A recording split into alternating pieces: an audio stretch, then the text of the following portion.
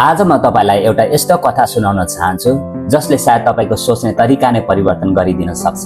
यो कथा एउटा हात्तीको हो। एक समयको कुरा हो, एउटा सानो हात्ती जन्मियो। ऊ निकै चञ्चल थियो। ऊ दौडन चाहन्थ्यो, ऊ खेल्न चाहन्थ्यो, संसार हेर्न चाहन्थ्यो। तर उसका मालिकहरूले उसलाई एउटा सानो डोरीले बाँधेर राखे। त्यो डोरी धेरै बलियो थिएन, तर त्यो हात्ती पनि त्यति शक्तिशाली थिएन। हरेक दिन उसले त्यो डोरीबाट छुट्न खोज्यो। ऊ तान्थ्यो, जोड लगाउँथ्यो, सङ्घर्ष गर्थ्यो। कहिलेकाहीँ घन्टौँसम्म उसले प्रयास गर्थ्यो। उसको खुट्टा दुख्यो, शरीर थाक्यो, तर डोरी टुट्दैन थियो। उसले फेरि प्रयास गर्यो, फेरि असफल भयो। उसले अर्को दिन पनि प्रयास गर्यो, फेरि असफल भयो। दिन बिते, महिनाहरू बिते। अन्ततः त्यो सानो हात्तीले एउटा निष्कर्ष निकाल्यो, म यो डोरी तोड्न सक्दिन। त्यो दिनपछि उसले प्रयास गर्नै छोडिदियो। समय बित्दै गयो, सानो हात्ती ठुलो हुँदै गयो। उसको शरीर विशाल बन्यो, उसको शक्ति अचम्मको बन्यो। अब ऊ यति शक्तिशाली भइसकेको थियो कि चाहेमा एउटा रुख नै ढाल्न सक्थ्यो। तर अचम्मको कुरा के थियो भने उसलाई अझै पनि त्यही किसिमको सानो डोरीले बाँधिएको थियो। त्यो डोरी अब उसको शक्तिको अगाडि केही पनि थिएन।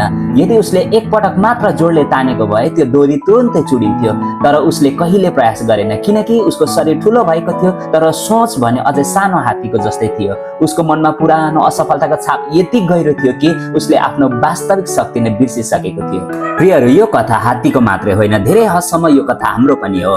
हामी मध्ये धेरै मानिसहरू जीवनमा कुनै बेला असफल हुन्छौँ। सायद तपाईले कुनै परीक्षा दिनुभएको थियो र असफल हुनुभयो। सायद तपाईले कुनै व्यवसाय सुरु गर्नुभएको थियो र घाटा भयो। सायद तपाईले कुनै सपना देख्नु भएको थियो तर परिस्थितिले साथ दिएन। सायद कसैले तपाईलाई भनेको थियो तिमीबाट हुँदैन, तिमी योग्य छैनौ, तिमी सफल हुन सक्दैनौ। र ती शब्दहरू बिस्तारै तपाईको मनमा बस्न थाले। समयसँगै ती शब्दहरू अरूले भनेका शब्द होइनन्, तपाई आफैले भनेको वाक्य बन्न पुगे। अहिले पनि धेरै मानिसहरू आफ्नो जीवनमा अगाडि बढ्न नसक्नुको कारण क्षमता नभएर होइन, आफूमाथिको विश्वास हराउनु हो। उनीहरूमा सपना छ, प्रतिभा छ, क्षमता छ, तर मनभित्र एउटा आवाज आउँछ, म सक्दिन। पहिले पनि असफल भएको थिए, यसपटक पनि हुँदैन। प्रियहरू, कहिलेकाहीँ हामीलाई बाँधिरहेको डोरी वास्तविक हुँदैन। त्यो डोरी डरको हुन्छ, त्यो डोरी पुरानो असफलताको हुन्छ, त्यो डोरी अरू मानिसहरूको नकारात्मक कुराको हुन्छ र धेरै पटक त्यो डोरी आफ्नै सोचको हुन्छ।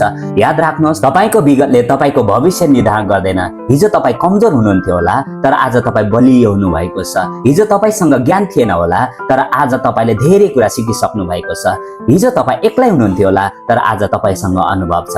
त्यसैले हिजोको असफलतालाई आजको पहिचान नबनाउनुहोस्। यदि त्यो हात्तीले एकपटक मात्र आफ्नो शक्तिमाथि विश्वास गरेर डोरी तानेको भए ऊ स्वतन्त्र हुन्थ्यो। सायद तपाईको जीवनमा पनि त्यस्तै कुनै डोरी छ, कुनै डर, कुनै बहाना, कुनै पुरानो घाउ, कुनै असफलता जसले तपाईलाई रोकिरहेको छ। तर म तपाईलाई आज एउटा कुरा सम्झन चाहन्छु, तपाईँ आफूले सोचेभन्दा धेरै शक्तिशाली हुनुहुन्छ। तपाईँ आफूले मानेभन्दा धेरै सक्षम हुनुहुन्छ र तपाईको जीवनमा धेरै सम्भावनाहरू बाँकी छ। त्यसैले आज हार नमान्नुहोस्, एकपटक फेरि प्रयास गर्नुहोस्, एकपटक फेरि सपना देख्नुहोस्। किनकि कहिलेकाहीँ सफल मानिस र असफल मानिस बीचको फरक क्षमता होइन, फेरि एकपटक प्रयास गर्ने साहस हो। याद राख्नुहोस्, हामीलाई बाँध्ने सबैभन्दा बलियो डोरी बाहिरको होइन, हाम्रो मनभित्रको हुन्छ। र जुन दिन तपाईले आफ्नो मनको त्यो डोरी तोड्नुहुन्छ, त्यो दिन तपाईको जीवन नयाँ दिशामा अघि बढ्न थाल्छ। तपाईको सपना तपाईलाई पर्खिरहेको छ, तपाईको भविष्य तपाईलाई पर्खिरहेको छ। अब प्रश्न केवल यही हो, के तपाईँ त्यो डोरी एकपटक तानेर हेर्न तयार हुनुहुन्छ?